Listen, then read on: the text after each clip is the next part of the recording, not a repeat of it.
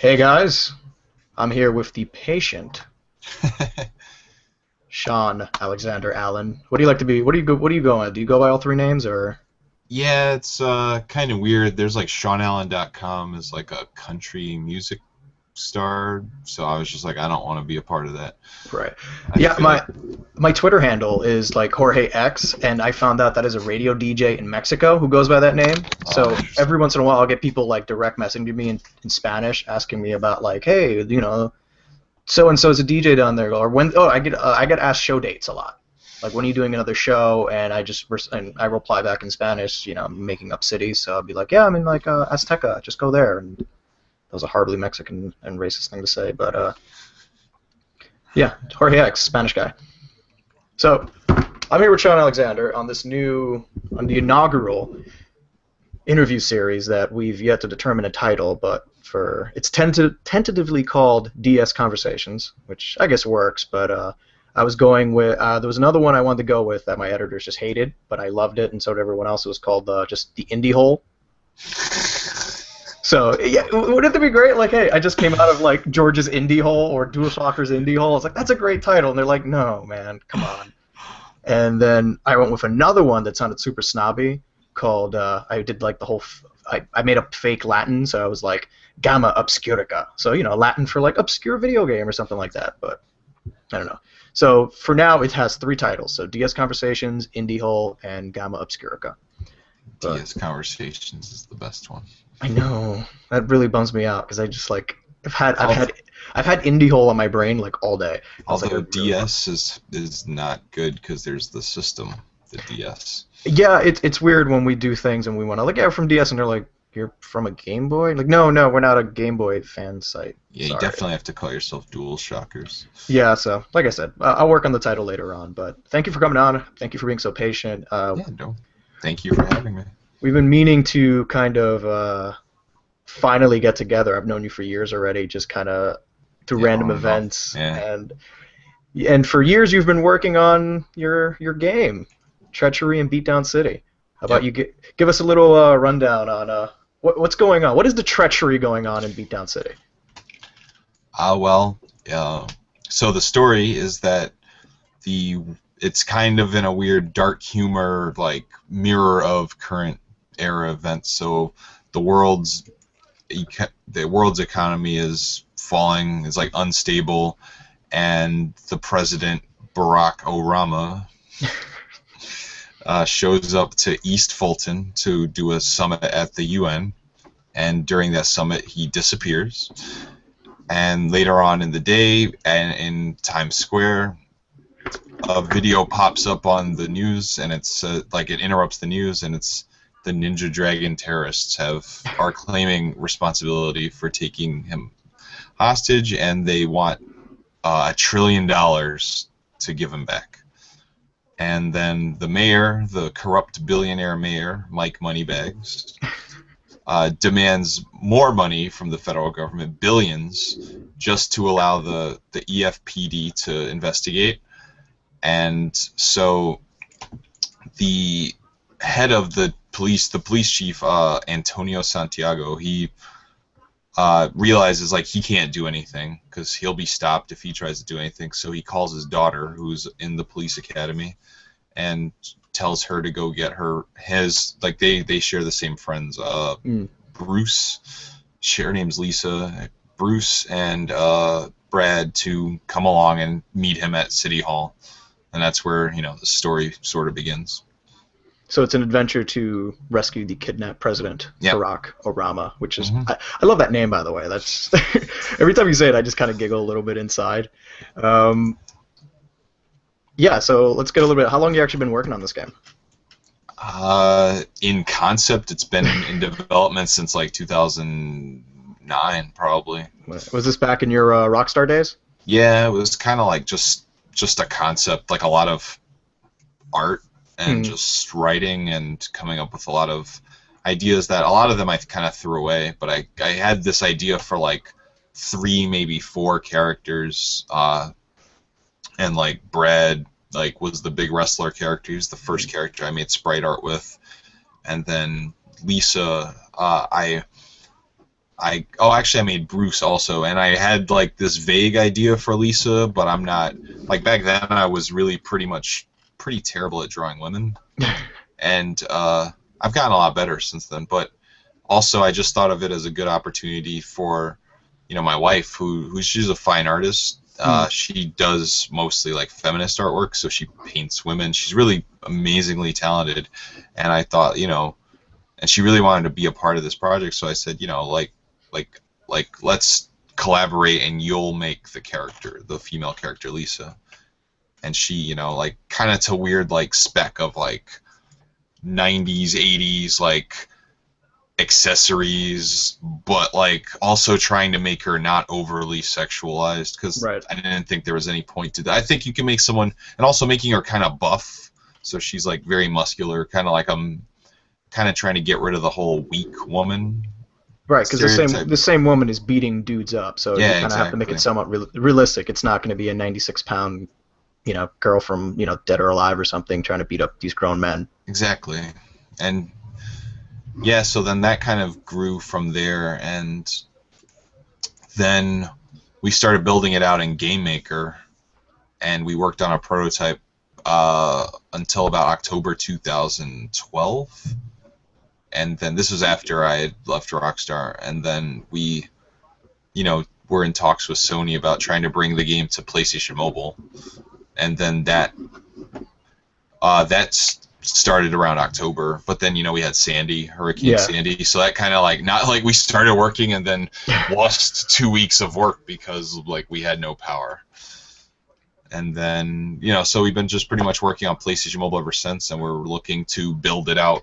Like we're gonna finish the PlayStation Mobile version, which is the first level of the game. It's got 26 unique characters. It's got like a ton of content for one level of like, because it's like we're definitely not doing like, we're not going for beat 'em up brevity in any way. Like we're trying to make, because it's also got that tactics element to it. So it's like, we want to just give like this game that people can play, and they can play this thing, but it's going to end on a cliffhanger, and in the full game you'll be able to experience, you know, the whole story.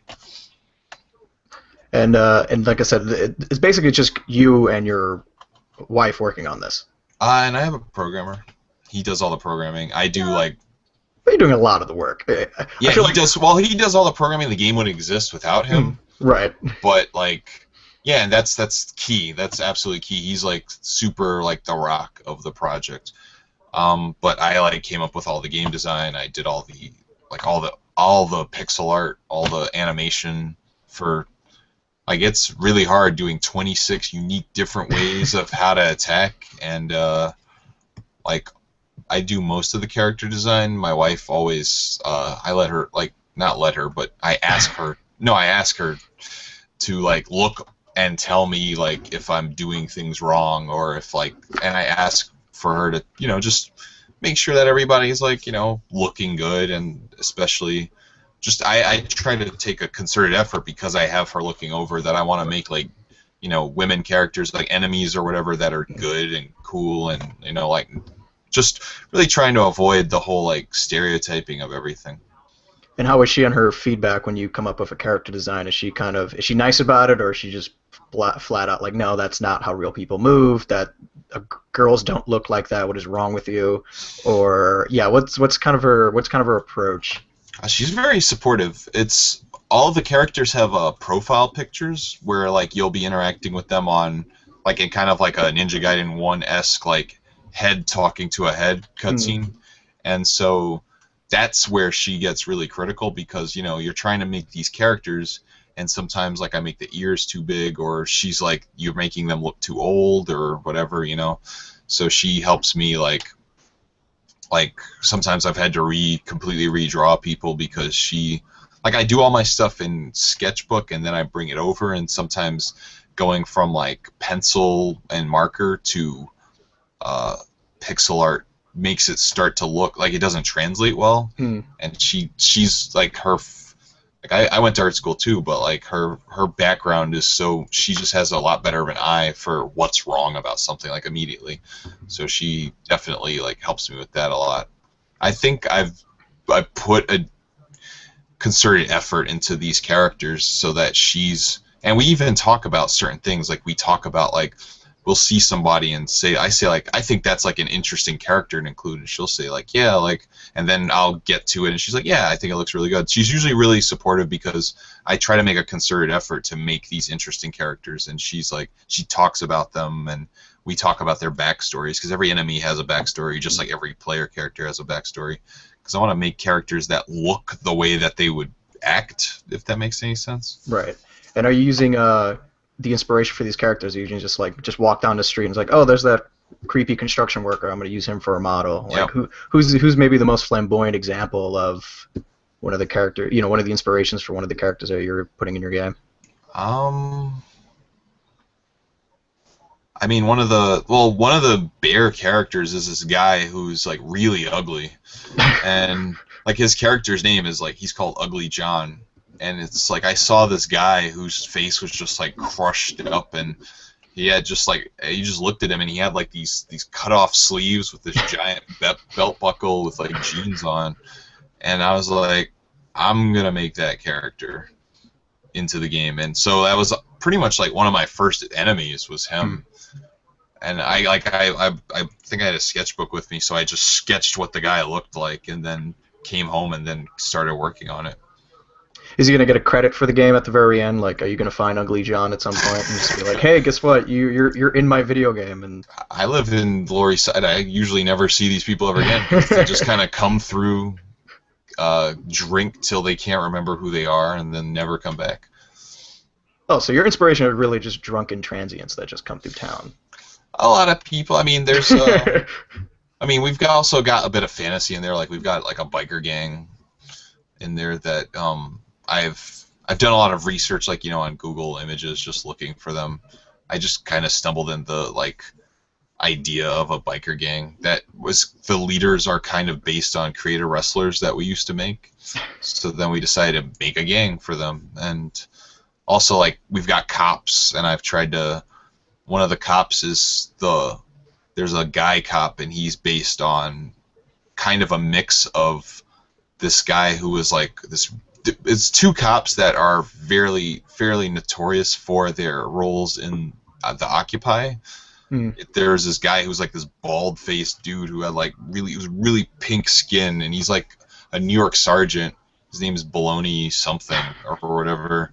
And he's like this is the real guy, and he's like seems like super corrupt, and there's like pictures of him on online of him just like yelling at people, like he just looks like the most contemptible human being. And then there's also the like red-haired bald guy who the famous picture of him holding off the mustard spray, just spraying a group of people, and he looks so nonchalant doing it. So we kind of combine them, and the character has mustard spray. So that's a special attack. Yeah, he has that, and he like uses that to blind you, makes it so that your attacks don't hit. Yeah. Speaking of attacks, like when I was looking at the latest trailer for the Kickstarter, I noticed that this combat is semi-real time, or what's the best way to describe the combat? Because from what I looked at, it didn't look like it was just like a final fight, just hit X to punch. It looks like there's a little bit more. There's some nuance in there somewhere. Yeah, it's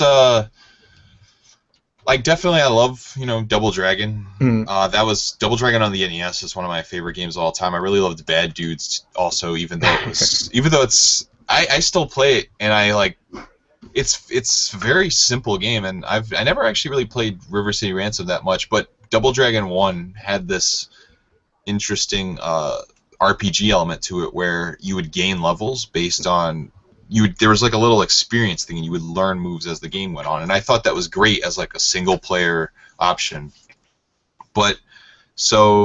And I also played this game a long time ago called Hybrid Heaven, which was on the N64. It was like Konami's weird answer for, oh, here's a game that's on the N64 that looks a little bit like Metal Gear Solid, and it's like about like aliens and cloning and all this stuff. But the core mechanic is it's like a 3D wrestling fighting game, but it's turn-based in that you can walk up to people and you have to press a button and then you can do a move.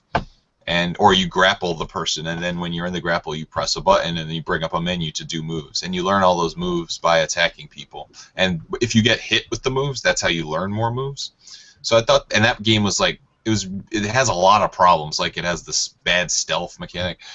And so what I wanted to do is take, Double Dragon that I loved and merge it with this, like, tactics idea. So, and I already saw that it could kind of work back in the day. So what is that, like, you can walk around and you can jam on a button, and there's like a minimal, like, 3-hit combo you can do that's really good for busting open like boxes, like trash cans or whatever, to get food and get like healing items, and weapons and stuff. And also when you have a weapon, you can also tap a button to use the weapon.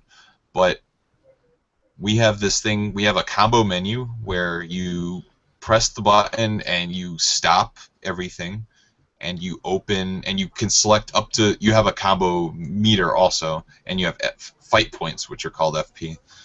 And you learn moves. We actually don't have an experience system. You just learn moves as you play the game. Like, you'll finish a fight, and at that predetermined point, it'll say, like, hey, you got something new.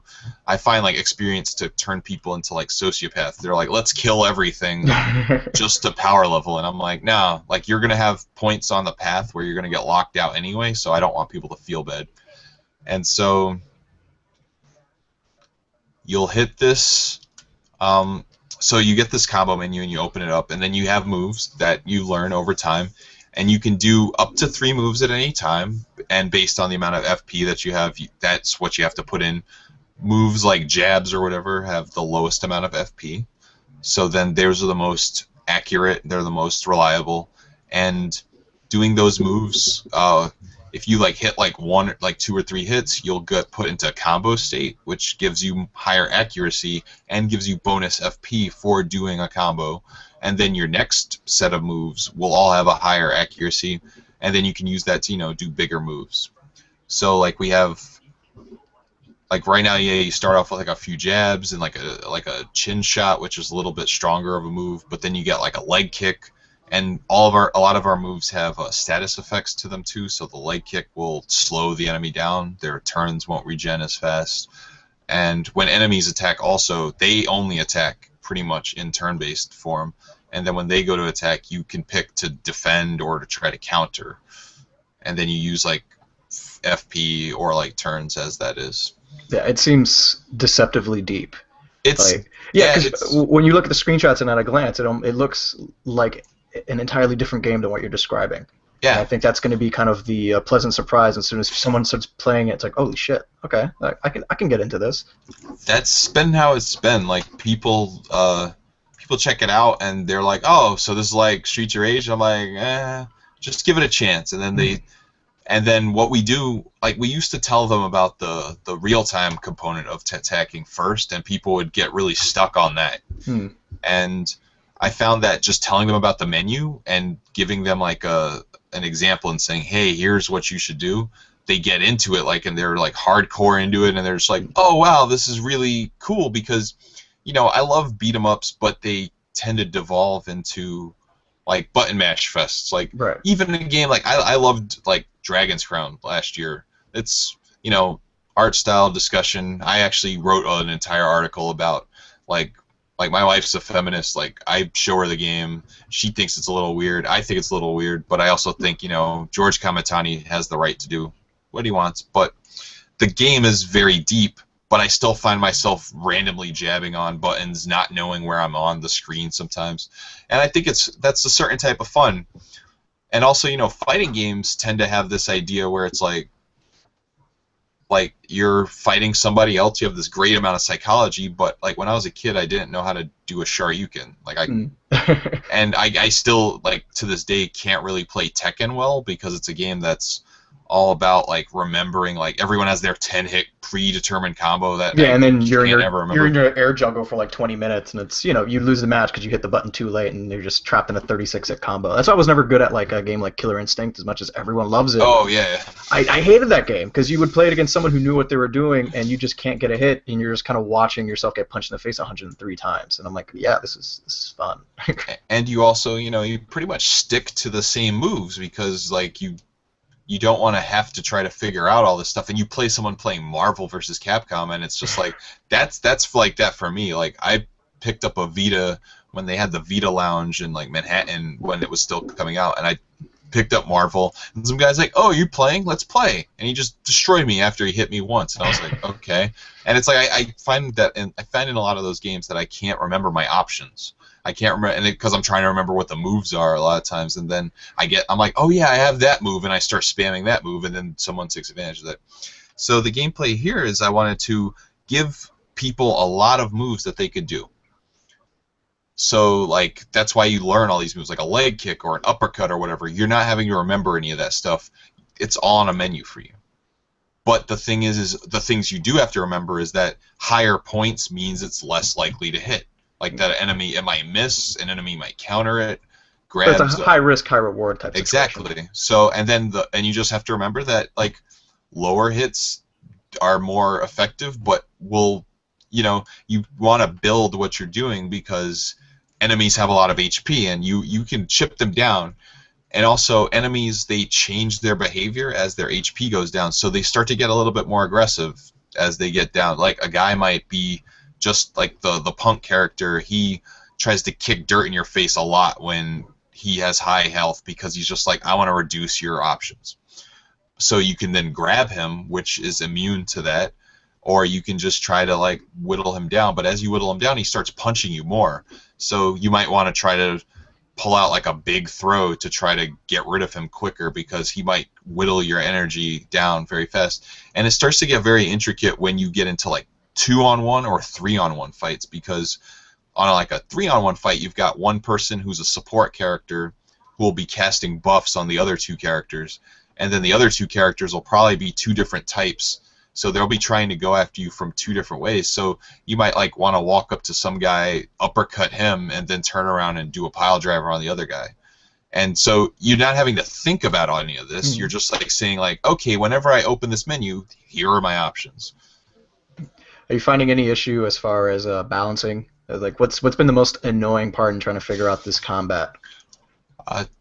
2-on-1 fights, 3-on-1 fights, and the balancing. That's a part of the Kickstarter that we're doing right now. Is I've been bringing the game, showing the game to a lot of people, playing it a lot myself, and I want to spend a big part of the next year besides creating like double the amount of enemies, like going up to like 50 plus enemies and doing all this stuff. That means we're gonna have to give it out to people and say, hey, tell us if you think this character's terribly overpowered, because my friend will say, oh man, this move's super overpowered, and then I'll play the same fight and say like, I got killed, or we'll give it to someone and I'll see their difficulty.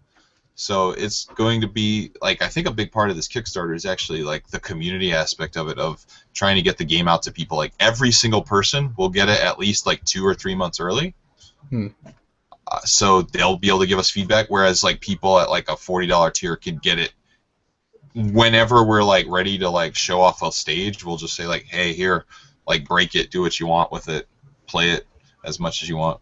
And what's that like for, because at some point you're going to be giving, just almost not early access, but people will be taking an early look at that game. And what's that like, just kind of surrendering that portion of the game to a person? You're like, it's not quite done, just tell us what you think.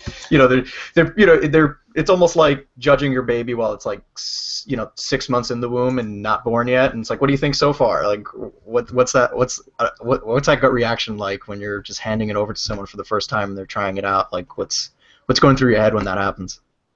Oh, it's gotten better.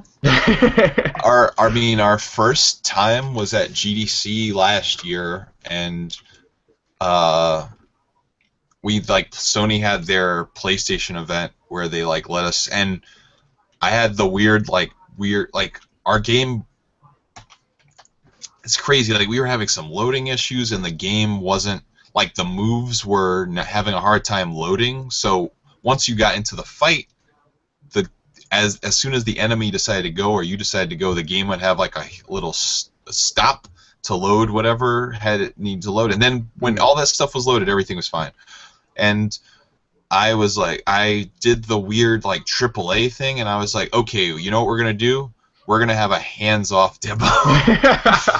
Because like but I also felt it was a way to like explain it to people, and I was just watching as like bugs were happening in front of us, and I was just like, oh god, like this is like hurting me, and I was just like having to learn how to like explain it away. But as the year has gone on, I've found that, you know, some people are super intolerable of bugs or whatever, but a lot of people are super supportive, and they're just like, yeah, I understand, like, thanks for letting me play it. Like, and people like this last Indiecade East, like, people, like, sometimes the demo would have like a problem, like the tutorial, where if they sequence broke it, they'd get stuck in a room, and I would just reset the demo, and, you know, for the most part, people would keep playing until they had the full experience. So like I've kind of like realized that like I just need to be less controlling over the last year, and it's definitely, I think, done a lot better for my stress level. And it's just been like, yeah, learning about that. I think I haven't even given the game over to like developers, because I want to give it to them in the best way possible, and I'm trying to still figure that out. And like, I think a big part of this Kickstarter success is going to be like, in the next few weeks, I'm going to try to get it out to people so that they can like stream it or whatever. Because I feel like people need to play it. Like, every time people play the game, they're like, oh my god, this is amazing. But when I try to explain it to them, they're like, oh, I don't know, or whatever. And some people, like, you know, see like the video and they're like, I still don't get it. So I think like big thing is like actually getting people to play, and they're like, oh, okay. So the fact that people react very positively, and that I get like press who want to like interview me afterwards, because they're like, oh, I thought this was like interesting, but then I saw that it was like amazing. Like, it was just like this, like, people are like, oh, huh, how cute, like a double dragon type game, and they're like, oh, you added all this like depth to it, like, that's crazy, this is amazing. Like I've had like game design teachers and game designers who were like blown away by the idea. And so it's like, it's definitely gotten easier as like positive reinforcement has come out. Yeah, that's amazing, because I couldn't even imagine, because it's, you know, it's your baby, and it's that old adage, I guess, when you create something and once you release it onto the wild, it's no longer yours, but yours is still not quite created yet. It's like halfway there, so it's like, no, I can fix that. But no, yeah, it's good to see that attitude. It's funny you mentioned Indiecade, because I was at the Indiecade, was it last weekend, right? It was last weekend? Okay. You gave a talk there. Can you tell us a little bit what the talk was about? Because I actually thought the topic was pretty interesting. Yeah, the talk was about me and my wife working together, and like kind of the struggle for that to even happen, because she's a fine arts painter. Like, she has her master's in that. We both went to School of Visual Arts together, kind of in different tracks, because I went from graphic design to computer art, and she, like, I graduated with like like B's and C's mostly, and she graduated just because like I also had a full-time job the whole time. Like, I was at EB Games to GameStop, and so that's how we met, like in the flux of school. And I first moved in here during my thesis year, my last year of school, which was like 1,000,000 hours a day. So like, we've had this, like, I've been working hard ever since we met, and you know, this venture, like the difficulty of the venture of becoming the indie auteur, you know, like, and just also the idea that she was like, you know, you're taking so much time with this, I want to be a part of it, and me saying like, I don't know what you can do, like, because I'm super tunnel vision a lot of times, and just also how great it's been that she's been able to work on this, and just the little arguments we have over the art, and how it's so much different when you're working with another creative person that's your family instead of like somebody across the internet. And also just like her reinforcement of like anything that we do, if she's like, oh, this is really great, then I feel like, yeah, it's really great. instead of like I might second guess stuff. But yeah, it's good to have that kind of professional artist there to be like, oh, you're heading in the right direction, or you should probably do this. Yeah, I thought it was interesting just because that whole idea of, hey, you're doing a project with your wife. I mean, I would have nightmares when I would have to like collaborate with like a girl I was dating, and it would turn into a thing that now we can't work together because we'll probably end up strangling each other. So I mean, was there any of that, or was she pretty much on board? It's like, no, this is your thing. Let's hop on and see what happens. Yeah, it was very rough. Like, I mean, yeah, definitely like a lot of like, maybe we're not going to do this anymore. Like, I had a very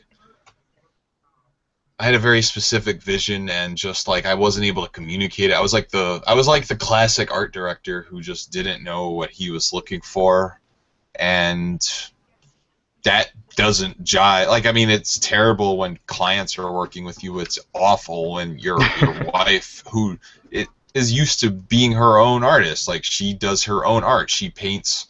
In school, she would paint like 3-foot by 4-foot paintings with a palette knife. Like, it was beautiful stuff. And she's moved into more personal stuff. And she was making a web series even. So she's used to kind of being like a co-creator, director, having like the final say in a lot of stuff. And so when I came in, I'm like, no, this is not whatever. I joked, like I was like, I use the word dynamic a lot, like a word that really doesn't mean anything, but I had to and I gave her a folder of a ton of art, and none of her art matched any of that art, but like I was kind of being stupid, like, and I just pretty much had to come to this point where, like, I asked her to come onto this because I like some specific art that she had created before, and I was like, you know what, let's work within that, and let me just try to give you more, because like I wanted this like that realistic but cartoony look of a lot of older brawlers, but like I had to just realize that, like, no, you're not going to give me what they made, because they made that. That stuff. They were going to make this stuff, and so that was like the thing I had to deal with. Yeah, lost you for a second, but I think I got that last part. Oh yeah. Oh, sorry. Yeah, I think there's like the Hangout thing freezes up here and there. Yeah, every once in a while. Let's talk about the Kickstarter, because I know when I saw you, you were about ready to launch and you were super stressed out. So I was happy to see that the Kickstarter went through, the page was live. Let's get into that. How does one give you money for Treachery for Beatdown City? Treachery in Beatdown City. Yep. I keep saying for Beatdown City like we're in support. The Treachery's in support of Beatdown City. Well, yeah, I mean, if you go to actually we put a like bit.ly/Beatdown2014. Made it very simple for people to get to that page. And you had some pretty interesting backer rewards. One of them was, I believe, was it put yourself into the game as a hero or villain? What's that reward one? Because I think that's the one I think most people are gonna want to be in. Like, they put themselves in the game in some way, shape, or form. Yeah, I mean, we made it so that, like, well, I think one big thing is a lot of the art is huge, so you could have us, like, we could put you in, or a character that you have, or a slogan or whatever. We could make a brand poster for you that would be in like the background. We could put graffiti that we would work on with you. That could be your brand or your character or something we all come up with together. Actually, Dave Lang from Iron Galaxy came up with his favorite team, GFB. So I'm working on that right now for him. That's cool. Dave Lang from Dive Kick fame. Yep. Yeah, Dive Kick was one of my best games you're not playing of 2014. Awesome. And yeah, people should play Dive Kick. That's a pretty cool game. Absolutely. So yeah, and I did something like that for the Darkest Dungeon as a Kickstarter. So I did that. I offered that as cross promotion. And so I think that's cool, getting your brand put in the game as graffiti, but also, yeah, I'll make a sprite sheet for you and a profile image, make some moves for you, and then if you want to take it to the next level, we can take that and we can make you a special character in the game where you have a similar moveset to an existing enemy, but might have like, you know, 1 or 2 extra things, and you'll have way more HP and have your own cutscene that will write with you, and a bio written in the game where people can find something about you. That's cool. Yeah, so we wanted to really, you know, you two can be a jerk on the streets and harass people, and I mean, it's funny. It's good to be the bad guy. And then we also have, like, because we have, you know, we have the Ninja Dragon Terrorists, which are these, like, weird, flamboyant, like, it's kind of a joke on, like, you know, ninjas are this pop culture thing, and I feel like, what is a terrorist, right? Like, they're being turned into this pop culture icon where, you know, people don't know the difference between, like, a Sheik and a Muslim, like, at this point. So it's like, people think, like, turbans are all, like, about, like, and they have this, it's really terrible, like, how we have these, like, awful, like, stereotypes about it, but it's turning into its own, like, self-fulfilling prophecy, like, what is a terrorist? Like, people always talk about what's a terrorist versus what's a gunman, and, like, all these things, so we're, like, kind of flipping that on its head and kind of throwing this, like, ninja idea in there, too. Because ninjas can be terrorist guys. Exactly. That's together. Well, that's the thing. Like, and also, you know, back in the '80s, and this is a game that I think I played in the '90s. It was like a SNK game called the Super Spy, and you were running through like a building fighting like these weird purple terrorists that had like these. And I forgot all about this, and they're like, you know, they look like a lot of them look like they're straight out of like Counter-Strike with balaclavas and like bulletproof vests. But then some have like turbans on, like, and like the hijab and everything, and it's like, I'm like, wow, that's actually a topic that people broached 20 years ago, and I forgot all about it, and I was just like, well, you know, we're in this, it's time to bring it back, because we're in this time where people are like I had to like text people that I knew during, like, right after 9/11 and say, like, hey, are you okay, like, Indian friends or whatever, because I'm like, I hear that they're like, or like a dude who's like Pakistani, because I just hear their people were like just randomly beating up Pakistani guys. So I was just like, this is stupid, and it's like, it's just getting to a point where, like, Archer makes fun of this a lot, like, what does a terrorist look like? And so I was just like, well, maybe they look like ninjas, maybe they don't, maybe they have nunchucks. Just watch one episode of G.I. Joe, and you have a good sense of the variety of terrorists out there. I opened up, and it's ninjas, right? They're ninja terrorists, like there's in the ninjas, there's biker terrorists. Yeah, in the new G.I. Joe, it was like with The Rock, it's like people with like bombs strapped to them, like rappelling off of walls, slashing like the lines where they're like. Oh yeah, when they're doing that crazy thing, around, they're rappelling on there, and yeah. Yeah, it's super crazy, and I was just like, this is stupid, like, this is funny, like, this is just, like, kind of interesting, so, and also, the story's kind of, like, vague, it's like, who are these people? So, we're giving people the opportunity to help us design 5 of them. Cool. Alright, so yeah, we're kind of getting towards the end of I'm looking at the meter, it's like we're running out of time, but okay. I did promise you when I saw you that we were going to ask you some dumb questions, so let's do it. Start just because it's a New York thing. Hot dogs or pizza? Start with the hard-hitting questions. No idea what you want. Hot dogs? Great supply of hot dogs. All right, great. The worst part about being an indie dev? Worrying about money at every single juncture of everything. The best part about being an indie dev? Being in charge of everything. The creative side.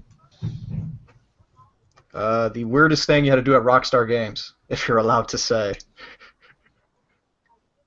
I did a dog commercial once that wasn't even. It had nothing to do with anything in the office. It was literally for like a dog radio commercial. I was brought into a booth, and I was like, "Oh, so is this gonna be in like GTA?" I was like, "No, that's for like a real life dog commercial." I had to like make it sound like I had been like had like a dog poop on my foot or something. And the most important question, because here at DualShockers there's a constant discussion in the next gen console wars. So, Xbox One or PS4? PS4.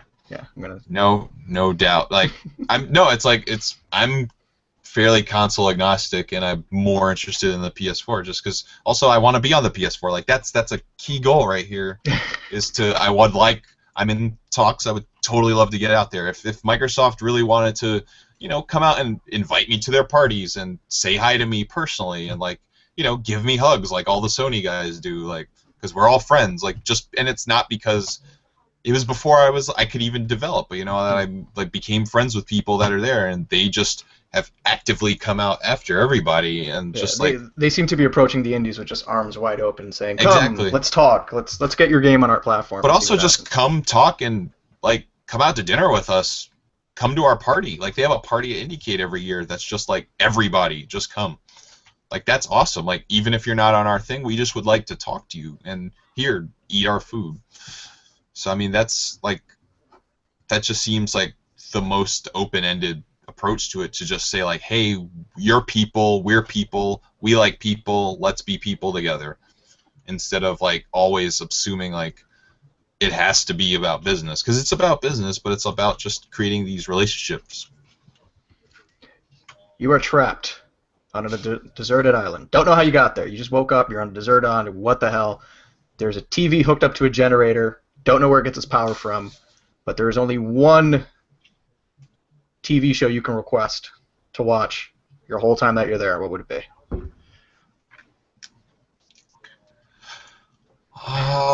Night Court. Wow. Okay. Yeah. Any reasoning for Night Court? Because now I'm curious. I love Night Court. Is it just the music? Is it the Night Court's such a well balanced show. Like I returned to it as an adult. Like when they released one season of it on DVD, and I've had to go about other means to get the other seasons.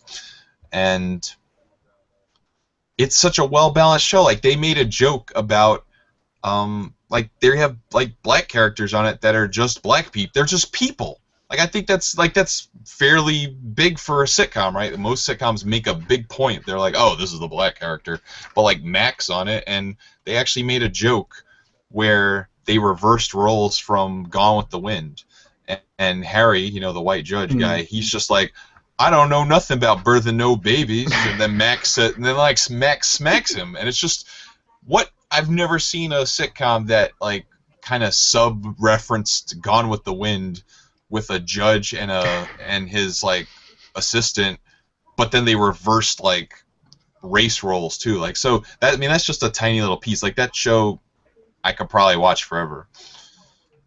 Okay. And the last one. I think I said the last one was the last one, but this is definitely the last one. What is your favorite knickknack you have on your desk? Because I'm always curious what people have on their desks. Or shelf. I'll let you expand. That's hard. Just it's like so much crap. You got to pick one. I told you it's gonna be tough questions, man. Yeah, I know. I'll just pick this to be easy. It's a Zangief mini. Nice. All right. Yeah, I just got it. Cool. Yeah. If you want to know mine, I've got a little T-Rex. Like a little. Yeah. Yeah. I just got some random bullshit in my room. I have that. If you see in the back there, I have an old G.I. Joe battle wagon that's missing all the parts, but the wheels are still on it, but it can hold like 6 G.I. Joes. Oh, yeah. Had torpedoes and cannons, and my youngest brother was 3 years younger than me, so my parents would have to buy 2 of everything, so I've got 2 battle wagons somewhere. I got another one stashed in my room, but that's one of them, and I always proudly display that everywhere I go. But, Shawn, Zangief, thank you so much again. I'm watching the stream, so I just saw Zangief come up again. I'm like, oh, you brought it up again. I'm like, oh, no, wait. Now I'm just distracted. Okay. All right, so Shawn Alexander Allen, thank you so much for coming on. Let's plug away. Treachery and Beatdown City. Where can we? If we want more info, if we want to just give you money and say, the game sounds amazing. How do I get that in my hands, or how do I make it? How do I get you to finish it quicker? Go, tell us. I mean, Kickstarter.com. Just search for Treachery and Beatdown City. We're the only one on there. Beatdowncity.com if you want more info. We have the first story up, links you back to the Kickstarter.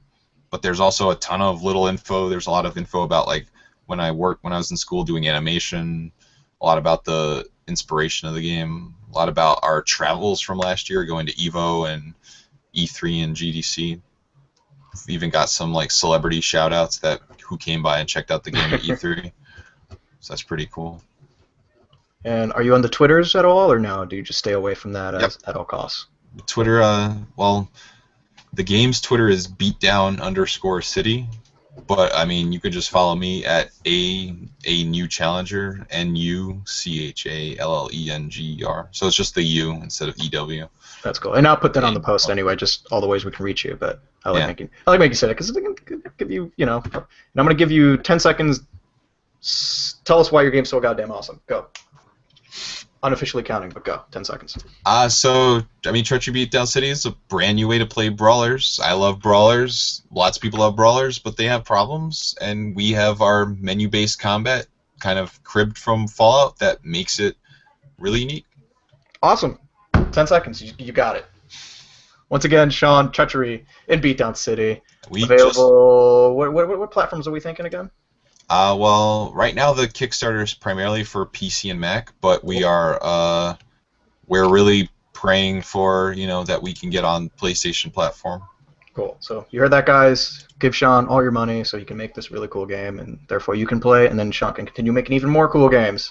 Again, the Kickstarter also just went up by about $400 in the time we were talking. Awesome. See that? People are watching, I think. Maybe. I don't know. I got to check. It's on my own personal. This will come up on the site, so it'll get some more traffic. And again, thank you so much for in the very first DS Conversations or DualShockers Conversations with or the Indie Hole or DualShockers Indie Hole or Gamma Obscurica. One of these titles will stick. I hope. I think I'm just gonna rotate titles. I think. I just have a "It's Always Sunny in Philadelphia" thing going on. Gotta pay the troll toll to get the boys hole. I wonder if I can get away with calling it boys hole. That won't work, right? All right, Shawn, I'll let you go. Thank you so much for being so patient and indulging in nonsense. And this was good fun. luck. Oh yeah, we'll definitely speak again, and I'll see you around randomly at bars, and we'll get drunk. Yeah, hopefully everything goes well. Good luck, take care, and thank you guys for watching. Thank you.